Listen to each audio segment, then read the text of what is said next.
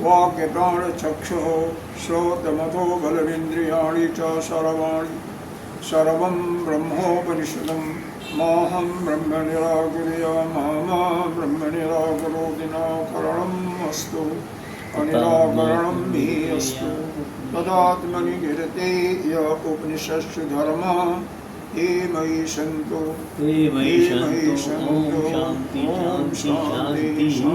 शान्तिः शंकरं शंकराचार्यं केशवं बादरायणं सूत्रभाष्यकृतौ वन्दे भगवन्तौ पुनः पुनः ईश्वरो गुरुरात्मीति मूर्तिभेदविभागिनी व्योमवद्व्याप्तदेहाय दक्षिणामूर्तये नमः अखण्डमण्डलाकारं व्याप्तं येन चराचरं तत्पदं दर्शितं येन तस्मै श्रीगुरुवे नमः अज्ञानतिमिरान्धस्य ज्ञानाञ्जनशलाकया चक्षुरुन्मीलितं येन तस्मै श्रीगुरुवे नमः गुरुर्ब्रह्मा गुरुर्विष्णु गुरुर्देवो महेश्वर गुरुः साक्षात् परं ब्रह्म तस्मै श्रीगुरुवे नमः त्वमेव माता च पिता त्वमेव बन्धो च सखा त्वमेव वेद्या द्रविणं त्वमेव सर्वं मम देवहि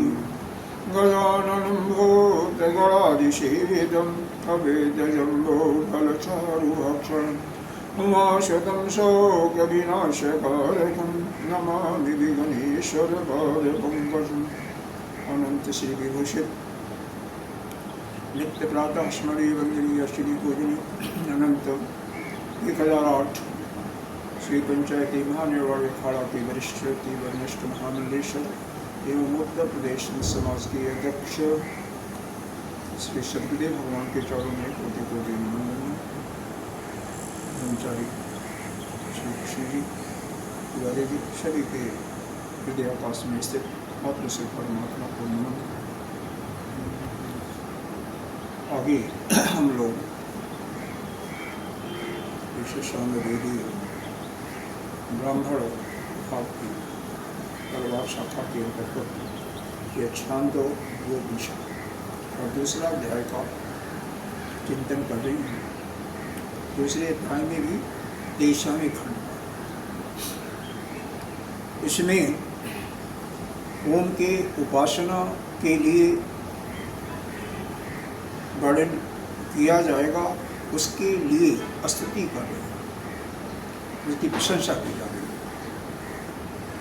पहले भी बताया गया था लेकिन वह कर्मांग उपासना के अंतर था, कर्मांग बद्ध के अंतर कर्म करते हुए उपासना उनकी थी।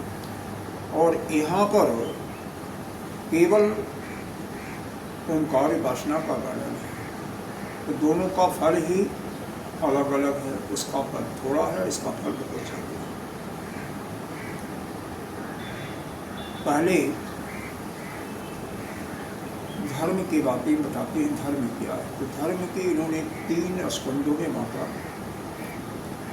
चौथा स्कंद भी हो गया लेकिन बताया 3, बाद में चौथा दिया। कैसे, कौन कौन है? पहला स्कंद यह है जो यज्ञ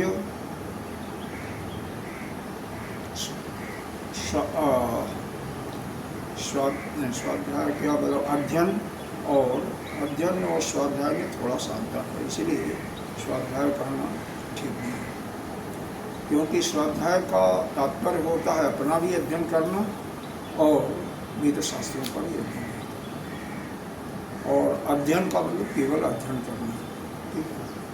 और दान, यह जो करता रहता है नित्य प्रतीक, वह जो है इस पहले स्कंद के अंतर्गत आता है। पहला स्कंद नियमित रूप से नित्य प्रति बिना नागा के यज्ञ का मतलब दोनों समय अग्निहोत्र, दूसरा अध्ययन और तीसरा इसके अंतर्गत आता है यज्ञ करता रहा। दूसरे स्कंद में दिया उन्होंने तपस्वियों को, ऐसे जो तपस्या करते हैं और उस तपस्या के अंतर्गत यह जो लिंग संन्यास जो आश्रम के अंदर रहते हैं वो भी आ जाते हैं। लिंग संन्यास और संन्यास दोनों का थोड़ा सा अंतर समझना आवश्यक है, क्योंकि यहाँ पर आगे बताया जाएगा और झगड़ा इसी बात पर है कि संन्यास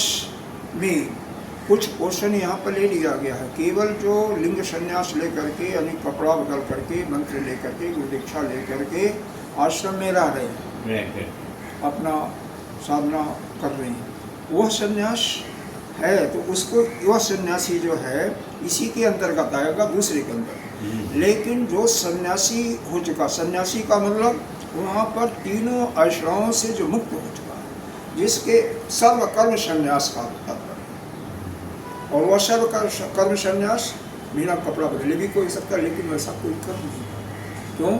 घर में रहेगा बहुत कठिन, वो संभव है। सर्व कर्म संन्यास का मतलब यह वित्तेशा पोत्रेशा कल भी बताया था सर। सब छोड़ने के बाद लोग अटक जाते हैं, तो सभी भटकते हैं।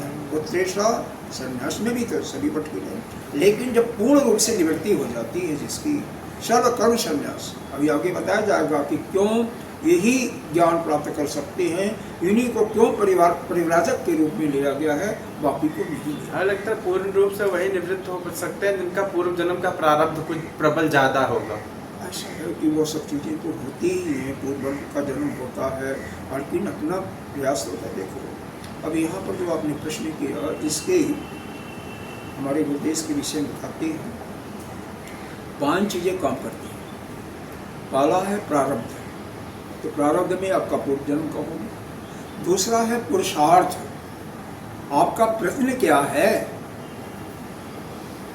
कई लोग दोनों को 50-50 बांटते हैं, 50 इसका पुरुषार्थ का और 50 हिस्सा ही प्रारब्ध का। हर एक में आता है, चाहे व्यवहारिक जीवन में लीजिए चाहे यहाँ पे लीजिए। तीसरा इसमें आता है माता पिता का आशीर्वाद। चौथा आता है आपका गुरु का आशीर्वाद, और पांचवा ईश्वर का। तो यह पांचों के योगदान से ही कोई आगे बढ़ता है। इसीलिए प्रारब्ध बिल्कुल वहाँ पर उसका महत्व है। जब तक प्रारब्ध है तब तक आपका जीवन रहेगा, लेकिन वह सर्वे सर्वा नहीं है, सर्वे सर्वा नहीं कर सकते हैं। इसीलिए इसको मैंने बताया, गुरुदेव ने इसको कई बार बताया हुआ है। तो अगर आप पुरुषार्थ करते हो, माता पिता की सेवा किए हो, आशीर्वाद का मतलब कह दिया कोई आप सुखी हो जाओ, आप चिरंजीव हो, तो उससे नहीं होता, उसकी हृदय के अंतर से निकलता। ऐसे ही गुरु का आशीर्वाद और प्रभु का, ईश्वर का कब होगा? जब उनकी सेवा करोगे। किसी का आशीर्वाद तभी मिलेगा जब उससे प्रेम आपका जैसे अतिशय प्रेम होता जाएगा, तो उसका आशीर्वाद अंतःकरण से निकलता जाएगा। कभी मत कहना जिसका पिता नहीं है, माता पिता तो पहले तो रहे होंगे, तो क्या आशीर्वाद मिलेगा। ठीक, ये समझ में आ गया। इन 5 चीज़ों का जो ज्ञान था, तो जिसके अंदर से सर्व कर्म संन्यास हो गया है, इसी पर झगड़ा चलता रहेगा। तो इसका मतलब उनकी सारी आशाएं, तीनों आशाएं, फिर भी जैसे पंखा चलता है, स्विच ऑफ कर दो, बंद तुरंत नहीं होता। यही तो समझने की बात है। कुछ समय, हाँ, वो तो घूमता है। तो उसी प्रकार से जो सर्व कर्म संन्यास जिन्होंने ले लिया है, मशलाएं मुक्त हो गई है, तो कुछ चलती रहेगी, थोड़ी बहुत चलती रहेगी, धीरे धीरे। वहाँ पर इसी चीज़ को समझना, इसीलिए तो यह समस्या यही पूर्व पक्षी की समस्या यही है।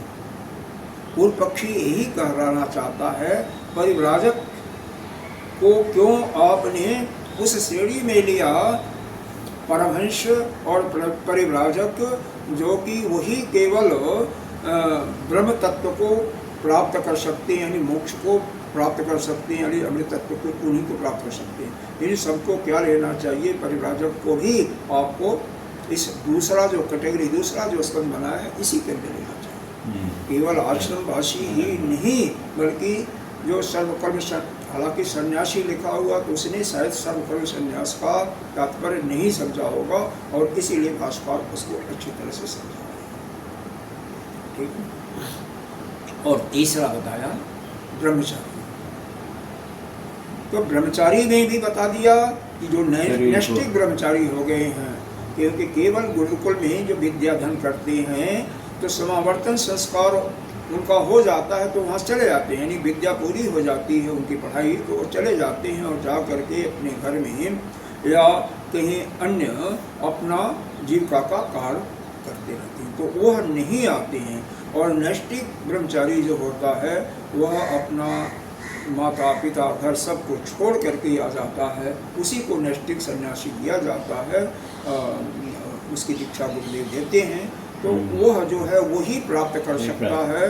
क्या प्राप्त कर सकता है, तो अभी यह बताया जाएगा कि यह पहले इसको इस समझ लें कि नैष्ठिक ब्रह्मचारी यह क्या कर सकता है। इसके लिए यह बताया गया कि वह गुरुकुल के नियमों के अनुसार, यानी आचार्य कुल में रहते हुए उनके नियमों का पालन करते हुए अपनी साधना करके अपने शरीर का परवाह न करके उसको भी छेड़ कर देता है।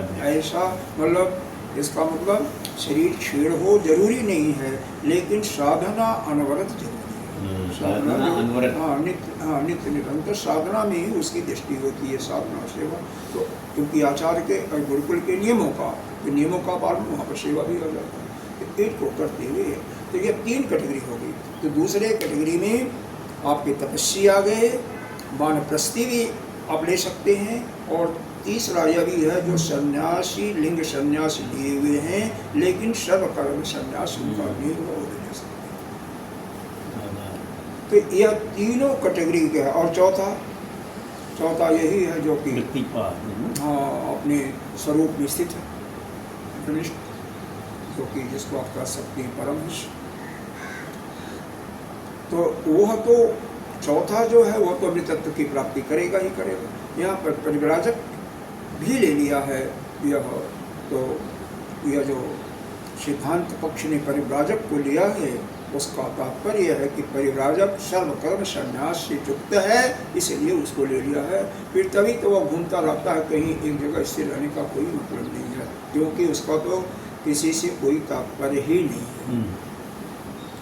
जब किसी से कोई प्राप्ति की ही इच्छा नहीं है, तो क्यों एक जगह रहने का कोई मतलब नहीं होगा, इसीलिए उसको चलते हैं। तो यहाँ पर जो प्रश्न यही है, तो पक्षी का प्रश्न यह है कि परिव्राजक को भी, या जिसने ज्ञान प्राप्त कभी जिसको नहीं हुआ है, वो सभी को दूसरे कैटेगरी में लेना चाहिए, तपस्या के अंतर्गत आती हैं।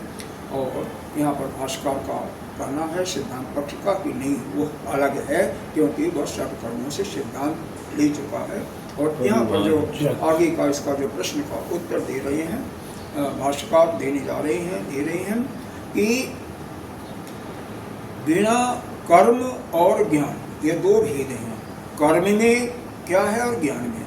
कर्म में भेद प्रत्यय है, यानी भेद होता है, क्योंकि उसमें क्रिया का कर्ता क्रिया कारक का होता है, तो उसमें अभेद दृष्टि नहीं हो सकती है। अभेद दृष्टि जब तक नहीं होगी तब तक यह जो है आत्मिक बोध नहीं हो सकता है। इसके लिए श्रुतियों का उदाहरण भी कर दिया गया था कि आत्मे एवं इदम सर्वम, या ब्रह्म एवं इदम सर्वम, या एकम एव अद्वितीयम। इस प्रकार से जो श्रुति ने कहा है कि एक ही है, अद्वितीय है, तो एक का और बाकी ये जो संसार जगत दिखाई दे रहा है, तो इसका भेद तभी हो सकता है, यानी संसार मिथ्या तभी हो सकता है जबकि उसके अंदर की सारी आश्रयें समाप्त हो गई हैं। यानी आश्रयें समाप्त का मतलब उसके अंदर कर्म की प्रवृत्ति ही बिल्कुल समाप्त हो गई। जब कोई इच्छा नहीं होगा तो कोई कर्म क्या करेगा, किसी भी कर्म की इच्छा ही उसकी समाप्त हो गई। किसी से क्या लेना नहीं, तो उसको है ही नहीं है। तो यहाँ पर विशेष करके इसी बात को लिया है। क्या करें ना? हाँ, तो यह जब तक यह संसार देखो, आप भी कहते हो मिथ्या, यह पढ़ाया भी गया है, पहले भी इस पर हम लोगों ने चिंतन किया है, लेकिन संसार जो है कैसे मिथ्या दिखाई देगा? जब आपकी यह प्रवृत्ति हो जाएगी, आपके अंदर यह बिल्कुल बैठ जाएगा कि कोई आपके अंदर इच्छा ही समाप्त हो जाएगी सब चीज़ों से, तभी जाकर के वो मिथ्या दिखाई देगा। कुछ भी आसक्ति नहीं। हाँ, किसी प्रकार की जब तक कुछ रहेगा, भाई आवश्यक व्यवहार आप करते रहेंगे, लेकिन उस व्यवहार में उससे कोई वो नहीं है। पहले भी बताया गया है गुण और उसका दोष और लाभ क्या है, उन सब चीज़ों को करता हुआ देखता हुआ, लेकिन यह स्पष्ट कर लो कि लेश मात्र की भी महत्व या उसमें आसक्ति समाप्त हो जाती बाहर का, तब वह बाहर वाला जो चीज़ है मिथ्या दिखाई देता है, तो उसे नहीं दिखाई देता। जब तक आसक्ति रहेगी तब तक केवल जानने से कुछ नहीं होता। और एक चीज़ और समझ लें, क्योंकि बाकी अर्थ तो कुछ नहीं है, इन भाव ही है जी ना। हाँ, इसमें एक चीज़ और ये समझना है कि ये तो ठीक है, यह जो हम क्रिया करते हैं, कर्म करते हैं, जैसे कर्म के अंतर्गत जैसे आपको बताया यज्ञ, अध्ययन, पूजा, आरती, स्वाध्याय इत्यादि, तो यहाँ पर यह जो कर्म के अंदर हमारी प्रवृत्ति है, जब तक यह प्रवृत्ति रहेगी, या हमें क्या करना चाहिए क्या नहीं करना चाहिए, जैसे भोजन है क्या खाना चाहिए क्या नहीं खाना चाहिए, ये जब तक यह प्रवृत्ति आपकी रहेगी, मन के अंदर भेद रहेगा, इससे हमारा यह हो जाएगा, इससे यह हो जाएगा। हम पूजा क्यों करते हैं? क्योंकि हमारा कल्याण। तो जब तक यह भाव बना रहेगा, तब तक आपका मतलब भेद दृष्टि बनी हुई है। इसका मतलब ये नहीं समाप्त करना, भेद दृष्टि कहने का तात्पर्य है कि भेद दृष्टि जब तक रहेगा, तब तक वह अभेद का ज्ञान नहीं होगा। इसी पर जोर दिया, अभेद का मतलब एक ही ब्रह्म ही, उसके अलावा सब कुछ मिथ्या है, उसका बोध आपको नहीं हो सकता किसी को। जब यह हो जाएगा कि किसी से कोई हम कर रहे हैं नहीं कर रहे हैं वो बात अलग है, लेकिन हमारे अंदर से कि यह करना है या नहीं करना, यह बिल्कुल समाप्त हो जाएगा, यह मिट जाएगा। जब साधना करनी, हाँ, वो भी कर रहे हैं, लेकिन यह नहीं रहेगा कि यह करना है नहीं करना, नहीं समझ नहीं रहेगी, इच्छा की बात आप नहीं समझ। यहाँ पर यह बात हो रही कि यह करना है या नहीं करना है, यह करना है या नहीं करना है। थोड़ा और सरल करके सुना, आपको जरा और बता देते हैं। जैसे ये भी है, वह सब इन सब चीज़ों का पालन हमें तब तक करना है जब तक हमारा जगत मिथ्यात्व लगभग मालूम नहीं होने लगता, तब तक वो करता है, लेकिन जब मालूम हो जाएगा तब उसके पहले छोड़ देना। जब पूर्ण रूप से एकत्व अभेद दृष्टि तभी होगी जब तो सब कुछ छूट जाएगा, खुद ही छूटने लगता है अपने आप, धीरे धीरे छूटने लगता है, ऐसी बात नहीं है भाई, धीरे धीरे छूटने लगेगा आपको। आप अनुभव कर भी कर रहे होंगे, धीरे धीरे कम होता है, लेकिन यह कहिए कि केवल ब्रह्म है, बाहर भी जो देख रहे हो ब्रह्म है, हम भी ब्रह्म है, आप भी ब्रह्म है, वह भी ब्रह्म है, यह भी ब्रह्म है, यह भी, यह तभी होगा जबकि आपका तीनों ऐसाएं समाप्त हो जाएंगी, किसी में कर्म की प्रवृत्ति और अप्रवृत्ति समाप्त हो जाएगी, कहीं क्या करना नहीं करना, यही तो सन्यासियों का होता है। मुझे सन्यासियों की बात हो रही है वहाँ पर, सब हम कह रहे हैं हम भी ब्रह्म है तुम भी ब्रह्म हो, तो एक तरीके से भेद दृष्टि है। ये एक शब्द को ये अच्छा लगता कि हमारे अतिरिक्त और कुछ नहीं है, ये भी भेद दृष्टि में आ जाएगा ना कि हम भी ब्रह्म तुम भी ब्रह्म। नहीं, यहाँ पर सब एक ही ब्रह्म है, ब्रह्म के अतिरिक्त कुछ नहीं है ना, तो जो कुछ आपको दिखाई दे रहा है वो ब्रह्म ही, सब हमारे अतिरिक्त कुछ है ही नहीं, हर जगह हमारी सत्ता है बस। हमारी सत्ता, तो इसका मतलब हमारी आत्मा वो भी है ना, आप भी हो ना, एक ही बात हो ना। आप अरे हम ब्रह्म है, आप भी ब्रह्म, तो ब्रह्म ही तो हो गया, ब्रह्म के अतिरिक्त और कुछ नहीं है, कुछ बस ब्रह्म के ये केवल भाषित हो रहा, नाम रूप घटाकाश मठाकाश, लेकिन है कुछ नहीं, बाकी जो दिखाई दे रहा है तो उसका बोध, इस अभेद तत्व का बोध किताबी नॉलेज हो गया है, उसकी बात नहीं है। जैसे एक प्रश्न, जैसे दो गमले रखे हैं तो गमले तो एक ही है लेकिन उसका आकार अलग अलग है। वह तो अलौकिक दृष्टि से आप मान सकते हो, लेकिन आध्यात्मिक दृष्टि से तो गमला भी नहीं, वो भी तो ब्रह्म ही है, सब कुछ ब्रह्म है। ब्रह्म ही है लेकिन उसका मेन वो है कि वो मिट्टी है। आप ये समझो कि मिट्टी है, या कह सकते हैं कि जितना भी यह घड़ा है, सकोरा है, दिया है, वो सब मिट्टी है। ऐसा समझो ना, मिट्टी है, सब कुछ मिट्टी है। उसी प्रकार से क्योंकि वह भी मिट्टी भी सत्य किस रूप में है, वह भी अपेक्षिक सत्य है, सत्य भी नहीं है, क्योंकि वह भी किसी से उत्पन्न हुआ है, जल से उत्पन्न हुआ है, जल भी किसी से उत्पन्न हुआ है, तेज से तेज, आकाश, अरे वायु से वायु, आकाश से, और आकाश भी फिर हिरण्यगर्भ, और फिर वही ब्रह्म से आ जाता है। तो सब कुछ ब्रह्म ही है। यह दृष्टि लाना कि यह भेद दृष्टि तब तक नहीं आ सकती है जब तक कि किसी कर्म में भेद दृष्टि नहीं जाए कि यह करना है, यह नहीं करना है, ये इसके ऊपर ही यहाँ पर चिंतन है। तो यह पूर्ण रूप से जब तक किसी के हृदय में नहीं आएगा तब तक नहीं होगा।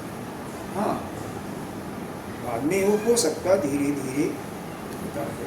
इसीलिए यहाँ पर मनुष्यों के 4 प्रकार का वर्णन किया गया, 4 प्रकार के वर्णन। पामर इसको सुना होगा, हाँ शायद आपने भी सुना होगा। पहले कोटि का पामर, दूसरा है विषयी, तीसरा है जिज्ञासु, और चौथा है मूर्ख। तो यहाँ पर पामर के विषय में तो सभी जानते हैं, जो मूल है प्रकार से। जिज्ञासु जो है, अरे विषयी जो है, विषयों में आ सकते हैं, जैसे गृहस्थ जितने भी हैं सभी हैं, गृहस्थ क्या जो भी आ सकते हैं विषय में। तीसरा जो है जिज्ञासु, जिज्ञासु के भी 3 भेद पता है, मतलब जो साधना के पथ पर चल रहा है, ठीक है। कौन कौन से? उत्तम, मध्यम और निम्न स्तर का, निम्न कोटि। तो जितने भी यज्ञ है, पूजा करने वाले, मतलब जहाँ पर कर्म का होता है, कर्म यानी शरीर इन्वॉल्व होता है, वह सब निम्न कोटि का शब्द है। निम्न कोटि का, अच्छा, जिसमें कर्म इन्वॉल्व है। कर्म यानी शरीर से किया जाता है, वाणी से किया जाता है, वह सब क्या है? निम्न कोटि का या प्रारंभिक कोटि का कर सकते हैं। उसके बाद जो मन से ही केवल किया जाता है, उपासना है, ध्यान है, यह सब चीजें जो हैं मध्यम कोटि की। यह जो कर्म है, यह करते हैं, निष्काम रूप से करते हैं, तो इससे आपका जो मल है वह समाप्त होता है। जो जन्म जन्मांतर से लेकर के आए हैं वह समाप्त होता है। जो विक्षेप उठता है, बीच में आप ध्यान करते हैं, बीच में आप जैसे किसी का चिंतन कर रहे हो और मन दूसरे चीज पर चला गया, उसी को विक्षेप कहते हैं। तो उसकी निवृत्ति होती है उपासना से, ध्यान से। और तीसरा श्रवण, मनन, निध्यासन, जो प्रस्थान त्रयी का जो यहाँ पर चल रहा है, उपनिषद का गीता जी पढ़ते हैं, वह भी प्रस्थान त्रयी के अंतर्गत आता है। ब्रह्मसूत्र वो भी आता है। 3 प्रस्थान त्रयी, इसीलिए इसका नाम दिया गया। इसमें 3 ग्रंथ आते हैं, उपनिषद, श्रीमद् भगवद गीता और उपनिषद, इसलिए इसको प्रस्थान। तो इसका श्रवण तो कर रहे हैं, लेकिन श्रवण का लाभ तब तक नहीं होता जब तक कि मनन और निध्यासन न हो, क्योंकि निध्यासन के द्वारा ही वह दृढ़ होता जाता है। जैसे कोई आपका स्फटिक मान लो दिखाई दे रहा है, उस पर तो किसी प्रकार का फूल जहाँ भी रखा जाएगा जो कलर होगा वो दिखाई देगा। मान लो लाल, हाँ लाल दिखाई देगा। तो 1 बार, 2 बार, 4 बार देखोगे, जब पक्का हो जाएगा कि यह लाल नहीं, उठा करके देखोगे तो फिर यह आपको अनुभव हो जाएगा कि नहीं, यह लाल नहीं है, इसका कोई कलर नहीं है। दूसरा कहता रहेगा तो अब ठीक है, उसकी संतुष्टि के लिए मान सकते हो कि लाल है, क्योंकि रखा हुआ है, हाँ? तो इसलिए लाल दिखाई देगा। लेकिन आपको विश्वास नहीं होगा कि लाल है, चाहे कोई कुछ भी कहे, 100 लोग कहें, 1000 लोग कहें। जैसे उसी प्रकार से ऐसा बाहर जो भी दिखाई दे रहा, आपसे बाहर, आपके बाहर का मतलब आपसे अलग जो भी दिखाई दे रहा, सब क्या है? अगर कोई भी वस्तु सब मिथ्या है, ब्रह्म के अतिरिक्त और कुछ नहीं है, यह बोध नहीं है। आकाश का भी उदाहरण ले सकते हो। आकाश क्या है? नीला है? नहीं, कलर नहीं, कलर नहीं है, तो वह तलमल एक बुद्धि दिखता होती तो है, नीला है। तलमल बुद्धि है। उसका बाद में हम भाषा नहीं बताएंगे, कभी बता दे रहे हैं। तलमल बुद्धि आया हुआ है, उसके कारण आकाश दिखाई देता है। तल कमल, हाँ, दिखाई देता है। तल मतलब जैसे एक कटोरी के माफिक, बड़ा कड़ाहे के माफिक नीचे की तरफ गिरा हुआ है। अमल का मतलब उसमें आवरण है, गंदगी है, धूल धक्कड़ इत्यादि, इसी के कारण से वो नीला दिखाई देता है। जिसको तिमिर रोग हो जाता है, रदौदी जैसे कहते हैं या क्या कहते हैं, इसका रोग का पता नहीं, आँख में जिसके रात्रि को दो दो चंद्रमा दिखाई देते हैं। चंद्रमा एक ही है, दो दिखाई देता है। लेकिन जिस समय वो रोग की निवृत्ति हो जाती है, आपका ऑपरेशन हो गया, सक्सेसफुल हो गया, तो उसको चंद्रमा फिर एक ही दिखाई देता। तो उसी प्रकार से यह संसार हमें यह दिखाई देता है। क्या दिखाई देता है? सत्य दिखाई दे रहा है, सत्य का भान हो रहा है, लेकिन सत्य नहीं है। जब हमारे अंदर से यही भेद दृष्टि समाप्त हो जाएगी, जब भेद का अभेद दृष्टि में परिवर्तित हो जाएगी, तब हमें यह बाहर जितनी भी है और सब मिथ्या दिखाई देगी। तो इसी को लेकर के यहाँ पर सर्वकर्म संन्यास की बातें चल रही हैं। आइए कहाँ तक हुआ था? यह एकमेव द्वितीयम ये उपनिषद का जो सूत्र है, यहाँ 203। हाँ, यह बता दिया गया था। आत्म ही एव इदम सर्वम, यही बता दिया गया था। तो इस प्रकार से यहाँ पर जो यही बताया शुरू किया गया था, यही जो हमने बताया है कारक क्रिया फल को। अब आगे चलते हैं इसको, इसके विषय में तो बहुत कुछ बता दिया गया, तो मेरे पास ये समझ में आ गया होगा। यही भेद, यही जो ज्ञान है कि आत्मा एक है या वह ब्रह्म एक ही है, यही दिया गया। और इसी का ज्ञान कब होगा? जब आपके अंदर से संसार की सभी वस्तुओं से, किसी वस्तु से लेश मात्र भी, तिल मात्र भी आपकी आसक्ति नहीं होगी।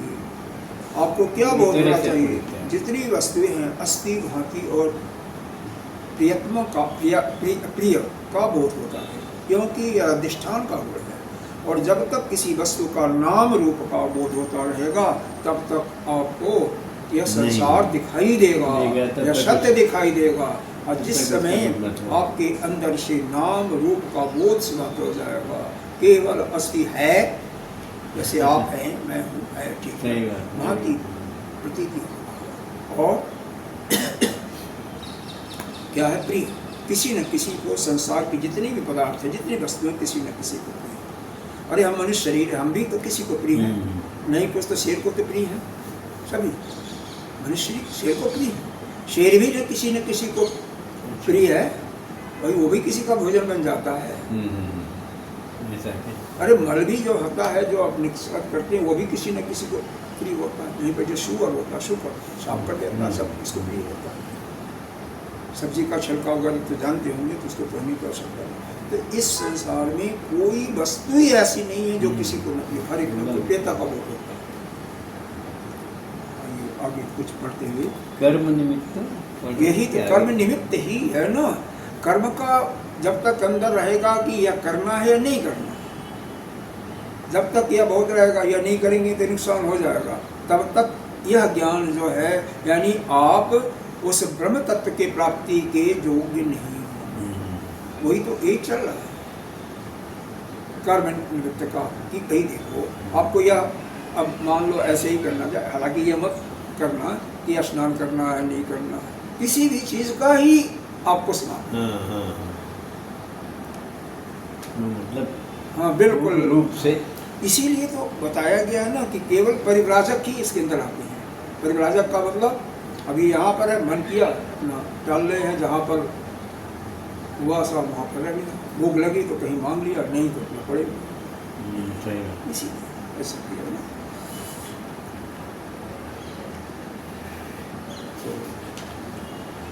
इति शास्त्रजन्य प्रत्ययो विद्यारूप स्वाभाविकम क्रियाकारक फल भेद प्रत्यम कर्म विधि निमित्तम अनुपवृद्ध न जायते भेद अभेद प्रत्यय अविरोधात्। यह बताया जा रहा है कि शास्त्रजन्य में क्या लिखा हुआ है कि ब्रह्म जो कुछ है यहाँ पर केवल ब्रह्म है, ब्रह्म के अतिरिक्त और कुछ नहीं है। ये पीछे 3 यह श्रुतियों का जो आपको दृष्टांत दिया गया, एकमेव अद्वितीयम आत्म एव वेदम सर्वम और ब्रह्म एव वेदम सर्वम, ये जो तीनों का दृष्टांत दिया गया उसी के लिए कह रहा है इति शास्त्रजन्य, यही शास्त्रजन्य है, यानी शास्त्र के द्वारा प्रतिपादित है। प्रत्यय विद्या रूप स्वाभाविकम। अब यहाँ पर देखो, कर्म निमित्त, यह कर्म जो करना है या नहीं करना है, यह शास्त्र नहीं बताता है, यह करना नहीं करता है। शास्त्र को एक डायरेक्शन देता है, दिशा देता है कि यह ठीक है, यह नहीं ठीक है। करना न करना यह आपकी स्वाभाविक क्रिया होती है, स्वभाव बन जाता है। भाई आपको खाना है, नहीं खाना है, स्नान करना, नहीं करना, यह स्वाभाविक क्रिया हो जाती है, स्वाभाविक क्रिया है, यह स्वाभाविक क्रिया है। ठीक है, इसी को यह बताया जा रहा है कि यह स्वाभाविक क्रिया के कारण यह सब हो रहा है। विद्या रूप स्वाभाविक क्रिया कारक फल भेद, और जब यह होगा तो वहाँ पर फल का भेद है, क्रिया का भेद है, कारक का भेद है कि हमने स्नान किया और दूसरा जो स्नान नहीं कर रहा है, दूसरा यह नहीं, तो यह भेद ही यही है, यही जो है कर्म में प्रकट कर रहा है। या हम यह नहीं करेंगे तो हमारा यह नुकसान हो जाएगा, हम यह खाएंगे तो हमारा यह हो जाएगा।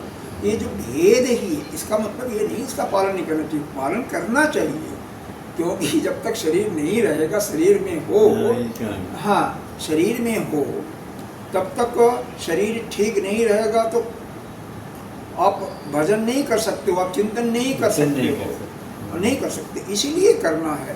लेकिन यह जो है भेद दृष्टि की, यह करना ही है, नहीं करना, यह समाप्त होना चाहिए।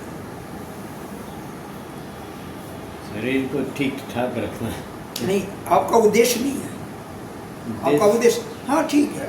जैसे मान लो, अभी मान लो ये समझो किराए के मकान में आप, और आजकल तो यहाँ पर तो बॉम्बे में नहीं होगा, मान लो कहीं झुग्गी झोपड़ी पट्टी में, झुग्गी झोपड़ी में ऊपर से कोई टिप टिप चू रहा है, बारिश हो रही तो चू रहा है, तो उसका वो क्या बोलता है, रेनोवेशन तो करना ही पड़ेगा ना, जिससे चूहे ना पानी ना गिरे।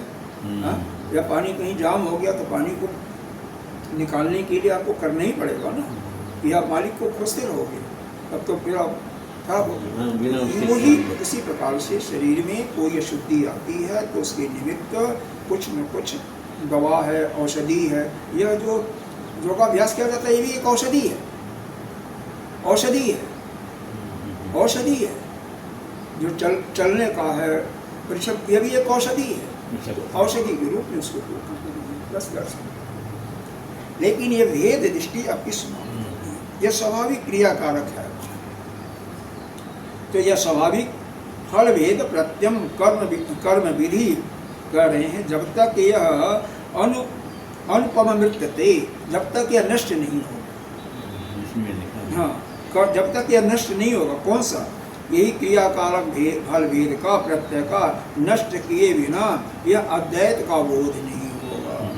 विद्या विद्या यह विद्या क्या है? विद्या क्या? अविद्या नहीं है। विद्या मतलब जब तक यह ज्ञान भेद रहेगा, विद्या का मतलब जब तक यह ज्ञान रहेगा भेद प्रत्यय का, यह करना है या नहीं करना है, तब तक आपको वह जो कहा जा रहा है एकम एव अद्वितीयम, वह एक ही है, वही अद्वितीय है, उसके अलावा कुछ नहीं है। तो उसका बोध तभी होगा जबकि यह क्रियाकारक फल का भेद आपके अंदर से क्या होगा? निमित्तम, यह जो भेद हो रहा है अनुपवर्तते, यह चला जाएगा, नष्ट हो जाएगा, तब जाकर के भेद अभेद प्रत्यय विरोधात, क्योंकि भेद और अभेद में बहुत बड़ा विरोध है। देखो हम यह कहें कि यह अलग है, यह अलग है, तो भेद हुआ कि नहीं हुआ? अलग अलग है ना, आपको दिखाई पड़ रहा है ना। ले तब तक ये भेद दृष्टि रहेगी, इसी को कहा जा रहा, तब तक वो अभेद तत्व का बोध नहीं होगा। वह अभेद तत्व ब्रह्म का भेद, क्योंकि उस दृष्टि से जो पीछे श्रुति ने दृष्टांत दिया गया श्रुति का, वह तो यह है कि जो कुछ है इस संसार में सब एक ही है, ब्रह्म ही है। मिथ्या कैसे प्रतीत होगा? मिथ्या का प्रतीत होना, यानी जागृत अवस्था में मिथ्या का प्रतीत होना तब तक बना रहेगा जब तक ये समाप्त नहीं जाएगा।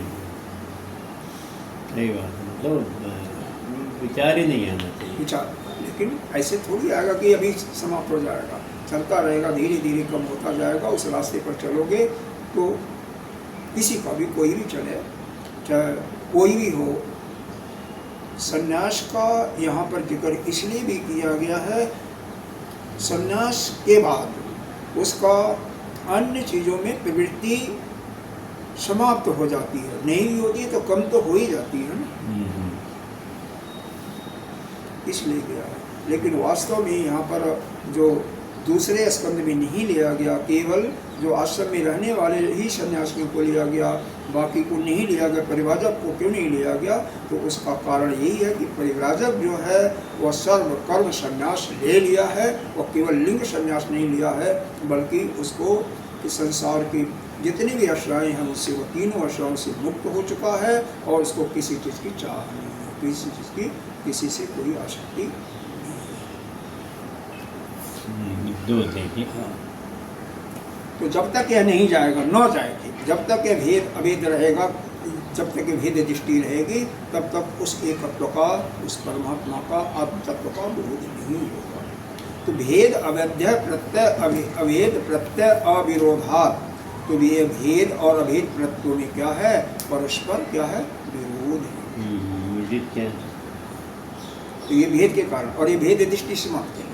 न ही तैमृक द्विचंद्र भेद प्रत्यय अनुपमृतते तिमिर अपगमी कह रहे हैं कि जब तक त्रिम रोग, अपगम मतलब नष्ट नहीं होता, जब या ऑपरेशन द्वारा या दवा द्वारा ठीक नहीं होता, तब तक आपको दो चंद्रमा का भेद दिखाई देगा। चंद्रमा एक है लेकिन दो चंद्रमा दिखाई देगा, यह दृष्टांत लिया गया। उसी प्रकार से हमारी दृष्टि में जब तक यह भेद दृष्टि समाप्त नहीं होती, तब तक हमें संसार क्या है, या बाह्य जगत में सब कुछ सत्य दिखाई देता रहेगा, वो मिथ्या नहीं अनुभव होगा। ठीक है ना? चंद्र आदि एकत्व प्रत्यय उपजायते, एकत्व की प्रतीति नहीं होगी जब तक ये हमारे अंदर से नष्ट नहीं होगा। विद्या अविद्या प्रत्यय अविरोधात, क्योंकि विरोधात, तो क्योंकि विद्या में यानी ज्ञान में और कर्म में, अविद्या का मतलब यहाँ पर कर्म में, दोनों में बहुत बड़ा विरोध है। क्योंकि ज्ञान में तो एक ही है, क्या?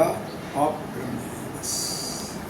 जो भी संसार में है या जो भी आपसे बाहर है, वह सब मिथ्या है या ब्रह्म है, ऐसी दृष्टि। यह जब तक विरोध दृष्टि रहेगी और जब तक ये भेद दृष्टि रहेगी, तब तक आपको विद्या रहेगी, यानी कर्म करते रहेंगे। मूल रूप से उपासना भी कर्म के अंतर्गत ही आ जाएगा।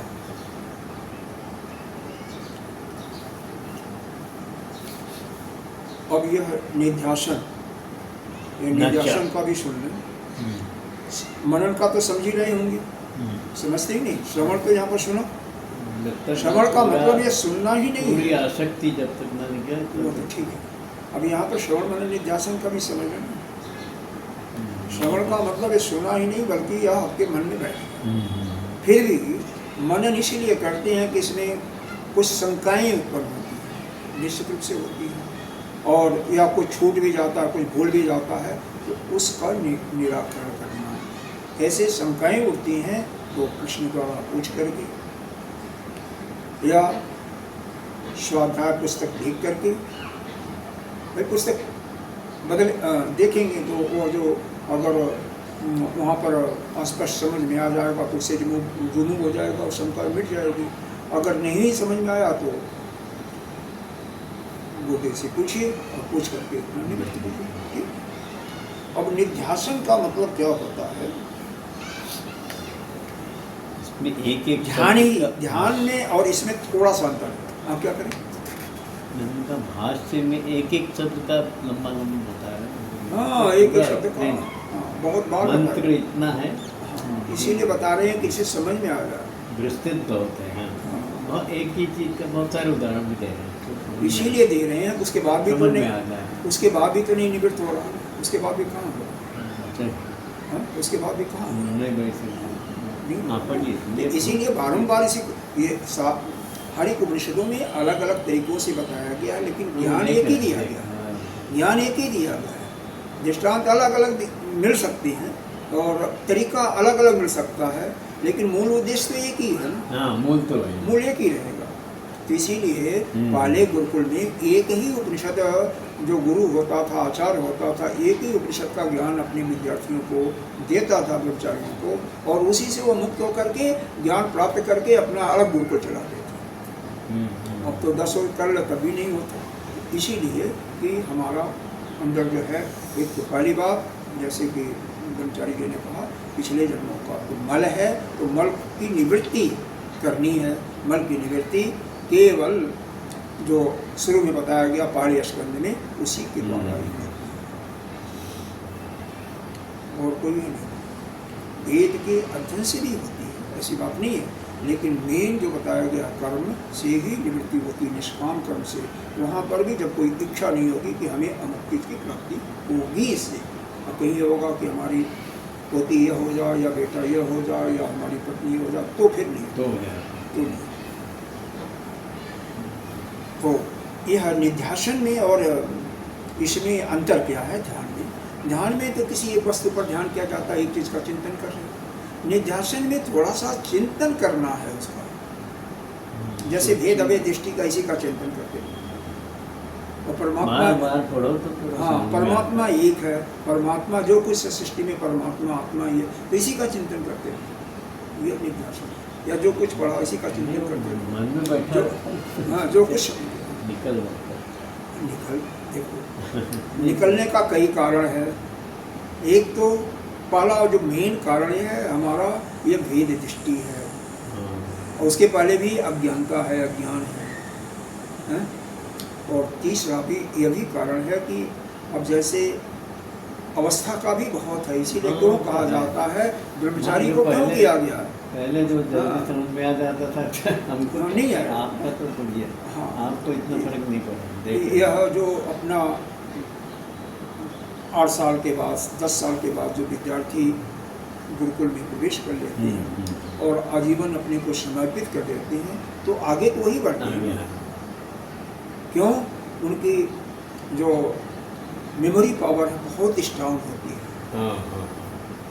याद भी रहता है, और जो इंटेलिजेंस बुद्धि है वो अभी तीव्र होती है, वो समझ में आते हैं, उसको ग्रास कर लेते हैं। ग्रास्पिंग पावर भी ठीक होती है, ग्रास्पिंग पावर भी ठीक होती है, मेमोरी भी।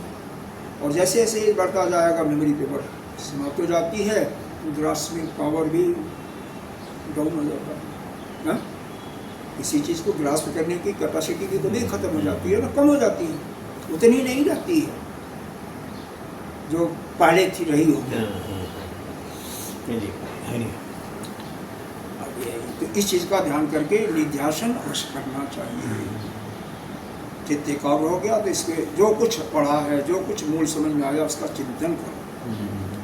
तत्र एवं सति, तत्र एवं है ना, इसका संनिवीक्षित किया था। तत्र एवं सति इयं भेद प्रत्यय उपादाय कर्म विधेय प्रवृत्ता स जस्य उपमर्दितः।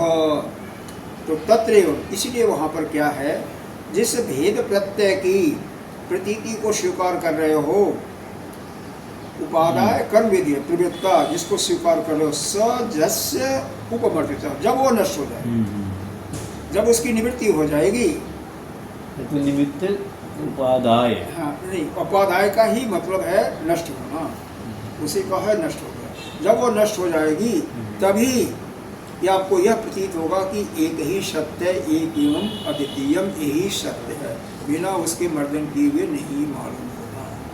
समझ रहे ना?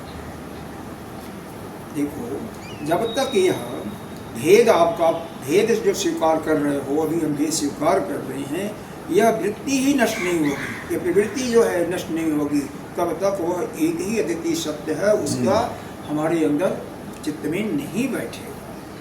इसीलिए बताया गया स जस उपमर्जिता, उपमर्जिता माने नष्ट होना। ठीक है। कर्म उपादाय भेद प्रत्यम उपादाय, मतलब भेद जो प्राप्त की, जो प्रवृत्ति प्राप्त हुई है, जो प्रवृत्ति जिसके कारण कर्म में हम लगते हैं, तो जस उपमर्जिता, जब तक उसका नष्ट नहीं होगा, उसको हम समाप्त नहीं कर देंगे कि हमें कर्म करने से अमुक चीज की प्राप्ति होगी इसलिए कर्म करना है। तो जब संपूर्ण कर्म से आप निवृत्त हो जाओगे, तो इसीलिए सन्यासी को, इसीलिए कहा गया सन्यासी को सर्व कर्म का सन्यास दिया जाता है। या तो सबको जाता है, लेकिन वह सभी कर्म से लेकर सन्यास है, और सब कर्म से सन्यास कर लेता है कि हमें किसी से कोई नहीं लेना। तो यह यहाँ पर फिर उपनिषदों का हवाला दिया गया, सत एकम एव अद्वितीयम, जो पीछे दिया गया ना, उसी का रिपीट दिया गया।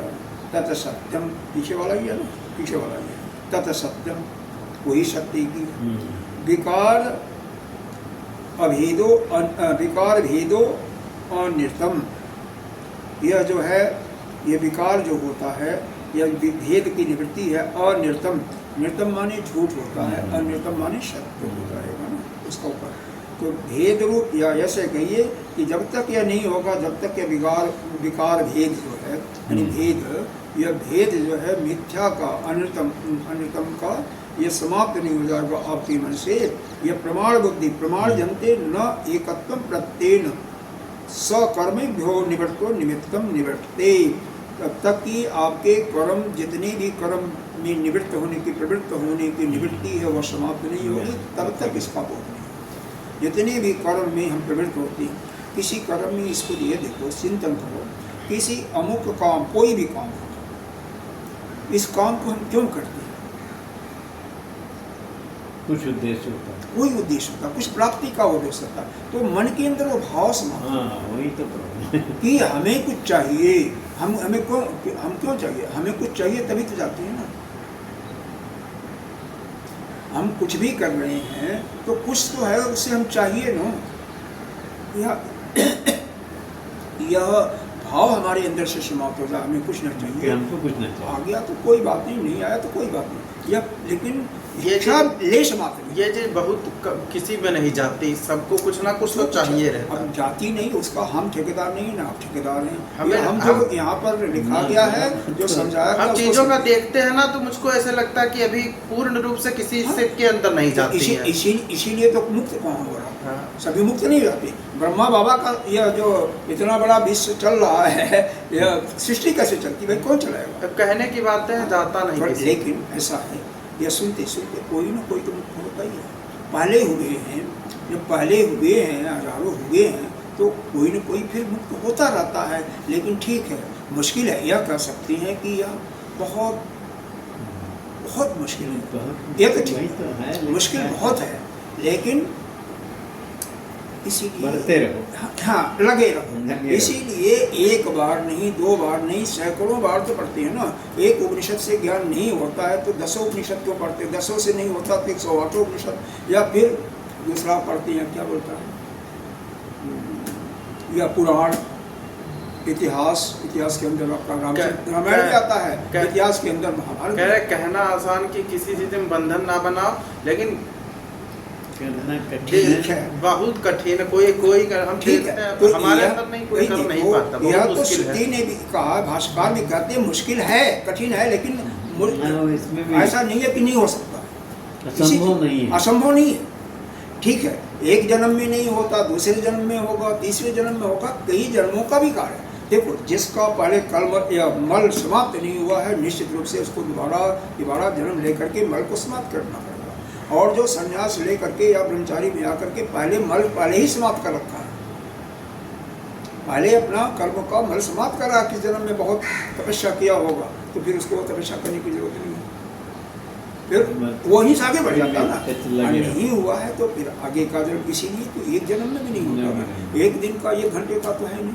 हाँ, जिसका बिल्कुल अंतःकरण बिल्कुल स्वच्छ है, शुद्ध है, और वह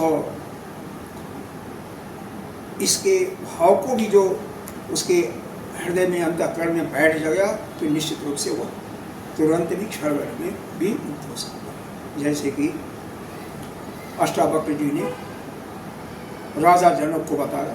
अभी यहाँ पर आप कह सकते हैं कि कहना तो ठीक है, लेकिन जिसका अंतःकरण बिल्कुल शुद्ध है, कोई मल नहीं है, उसको निश्चित रूप से ज्ञान प्राप्ति, एक पैर को एक पौड़े पर रखा घोड़े के और उठा करके दूसरा पैर जब तक दूसरे पौड़े पर रखेगा तब तक उसको ज्ञान प्राप्त नहीं हो सकता, क्योंकि ज्ञान तो यही है ना, बस ब्रह्म ही एक एवं अद्वितीय ब्रह्म ही है, बस और कुछ नहीं है। इतने समझने में तो इंसान इतना इधर उधर अच्छे ज्ञानी अटक जाते हैं तो महाराज। यहाँ पर ऐसा है कि जिसका भी अंतःकरण शुद्ध नहीं होगा, जिसकी अंदर भी कुछ प्राप्ति की इच्छा होगी, कुछ न कुछ मन में इच्छा होगी, तब तक नहीं होगा ना। अंतःकरण शुद्ध हो गया, किसी चीज में बंधन बना लिया, फंसा रहेगा उसी में। अरे होने दो, आपको तो समझना है, इसके भाव को समझना है। आप भाव समझोगे तभी आगे बढ़ पाओगे। भाव को समझना है, लेकिन हाँ, बस ये भी एक चिंतन है कि कहीं पर लोग इसका चिंतन करो ना, इसका चिंतन कर रहे हैं, बहुत चीजें देखते भी हैं सामने प्रत्यक्ष। आप दूसरे को मत देखो, अपने को ही देखते हैं और दूसरे को भी देखते हैं, तुलना करते हैं। दूसरे को नहीं देखना, अपने को। और दूसरे को देखेगे तो प्रेरणा लोगे, अपने को देखोगे तो अपने अंदर सुधार ना होगा। हाँ, धीरे धीरे सुधार करो,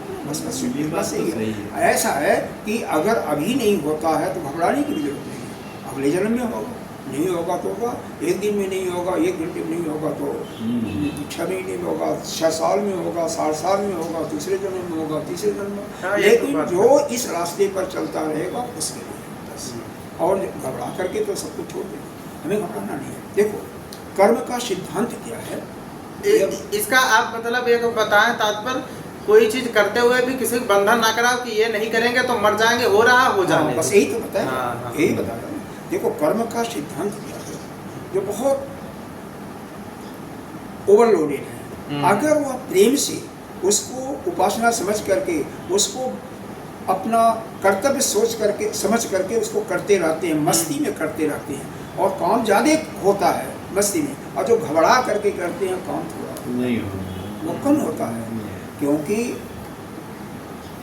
जो भी केवल हमारा यह धर्म है, कर्म इसलिए हम कर रहे हैं, हमारी ये ड्यूटी इसलिए कर्म कर रहे हैं, कर्म कर रहे हैं, इसी में मजा लेते हुए और आनंद लेते हुए, और अगर नहीं भी हुआ तो उसका चिंतन नहीं करना, अरे नहीं हुआ नहीं हुआ, पगला मत जाओ उसके पीछे, कोई पछतावा भी नहीं, पछतावा मत करो, पछतावा भी मत करो, लेकिन करते रहो, लगे रहो, स्वयं को करता भोगता मत मानो आप, लेकिन करो, ईमानदारी से करो, करते रहो, निश्चित रूप से आप सफल होगे। कोई भी होगा, लेकिन जो करेगा नहीं वो कहाँ से करेगा। हाँ, ये तो बात सही है। तो मेन चीज यही है, करते रहो, लगे रहो, बस इसीलिए।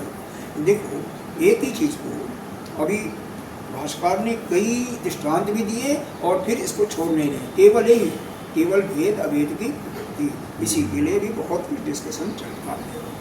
अरे अलग अलग ये मेन तो भेद ही दृष्टि खत्म करनी, और कुछ खत्म नहीं करना है। मेन चीज है कि भेद आप खत्म करो, बस इसी के लिए जितना आप मैं तेरा तू मेरा ये है, यही खत्म। मैं मेरा ही तो है सबसे, बस मैं मेरा ही तो है, यही है तेरा तू तेरा, हर चीज में आप अपने आप को यही तो है, लेकिन इतना आसानी से नहीं जाता ये। ठीक हम एक चीज महाराज की जानते है, यह सत्य है कि अंतःकरण शुद्धि होने के बाद भी आपका किसी न किसी चीज में बंधन बन सकता है, जैसे आसक्त हो सकते हैं आप, हो सकता है बंधन, लेकिन आपका प्रयास जारी रहेगा तो हो जाएगा। प्रयास जारी कोई भी हो, प्रयास जारी रखेगा। जैसे जड़ भरत का अंतःकरण तो शुद्ध ही था, लेकिन उनकी आसक्ति हो गई हिरण के बच्चे में। जो जारी रखेगा उसी का होगा, और जहाँ आसक्ति हो जाएगी फिर जन्म तो लेना। नहीं, मेरा प्रश्न है कि जड़ भरत का अंतःकरण तो शुद्ध हो गया था, लेकिन आसक्ति हो गई उनको हिरण के बच्चे में। अब इस जन्म लिया, अगले जन्म में तुम लेकिन अंतःकरण तो शुद्ध था। ठीक था, तभी तो तभी तो भैया वहाँ पर ज्ञान था। दूसरे जन्म में जब हिरण के बाद जब ब्राह्मण के हिरण के जन्म में भी उनको यह ज्ञान था कि हमने पिछले जन्म में ऐसा किया था, इसलिए हुआ था। तो किसी से आसक्ति नहीं रहते थे, अपना अकेले रहते थे, सूखे पत्तों को खाते थे, ऐसा वर्णन आया है। और फिर उसके बाद जब दूसरा हुआ तो वह भी ज्ञान पूरा भरा पड़ा हुआ था, ज्ञान बढ़ा हुआ था। तो जिसका अंतःकरण शुद्ध होगा निश्चित रूप से उसको मुक्त होना है, एक नहीं दूसरे जन्म में। दूसरे जन्म लेकिन थोड़ा सतर्कता बरतनी पड़ेगी। और वो तो उसी के लिए तो इसको बारंबार सुनाया जा रहा है। क्यों? इसके लिए, इसीलिए इसको सुनते रहो, मनन करते रहो, चिंतन करते रहो, जाएगा, निश्चित रूप से जाएगा। हम कभी कभी महाराज जी चिंतन करते हैं कि हम लोगों की मानसिक स्थिति जो है वो बहुत अच्छी है सत्संग की वजह से। नहीं तो लोग ऐसे हैं कि उनके पास सोचने और विचारने की शक्ति नहीं है, मन में जो आया वो तुरंत कर दिए। साधुओं में ऐसे होते हैं कि वो ये नहीं सोचते इसका परिणाम क्या होगा, वो तुरंत कर देते हैं। और दूसरे कर देते हैं, उसका हमें नहीं सोचना, उसका नहीं सोचना। लेकिन एक प्रश्न ही है, मैं उसमें ये कोई तर्क नहीं है। मेरा ये कहने का मतलब सत्संग से ये तो होता है कि आपकी सोचने और विचारने की शक्ति तो बढ़ती है ना महाराज। इसीलिए तो सत्संग सुनाया जा रहा बाबा, इसीलिए तो सुनाया जा रहा है, इस पर डिस्कशन किया जा रहा है, मार्गदर्शन बहुत अच्छा होता है। अब देखो आगे चलिए, विकार भेदो अनिर्तम। ये विकार भेद जो है यही क्या है, मिथ्या है, यह समझ में आना चाहिए। अच्छा, इति एतत् वाक्य प्रमाण जनिते क्या है, न एकत्व प्रत्येन स सर्व कर्मेभ्यो निवृत्तो निवृत्ति निवृत्ते है। करें ही कर्म विद्य की जो यह निवृत्ति है ना, इति एतद वाक्य प्रमाण जनते, यह जो प्रमाण के रूप में कहा जा रहा है कि विकार भेदो अनिर्तम, विकार का भेद ही जो है यही मिथ्या है।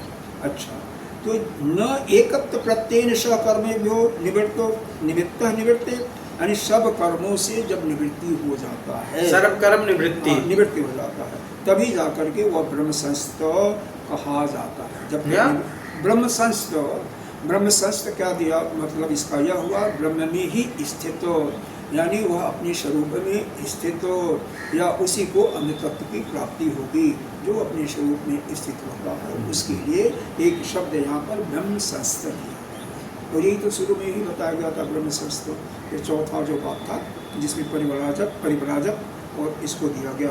तो इसीलिए यहाँ पर यह भाष्यकार का कहना है कि यह ब्रह्म संस्थ यानी ब्रह्म में स्थित वही हो सकता है, केवल परिव्राजक हो सकता है। इसी चीज को यह बता रहे हैं कि केवल स च निवृत्त कर्म ब्रह्म संस्थ उच्यते, स च परिव्राज एव अन्यस्य असंभव। इसके अलावा परिव्राजक के अतिरिक्त दूसरे का इसमें स्थित होना, अपने स्वरूप में स्थित होना असंभव है।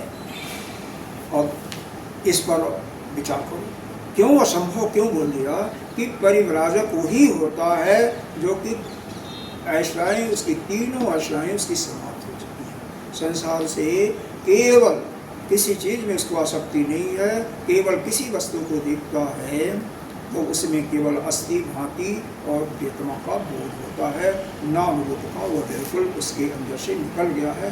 तो यह परिव्राजक, इसलिए यहाँ पर सन्यासी को नहीं लिया गया।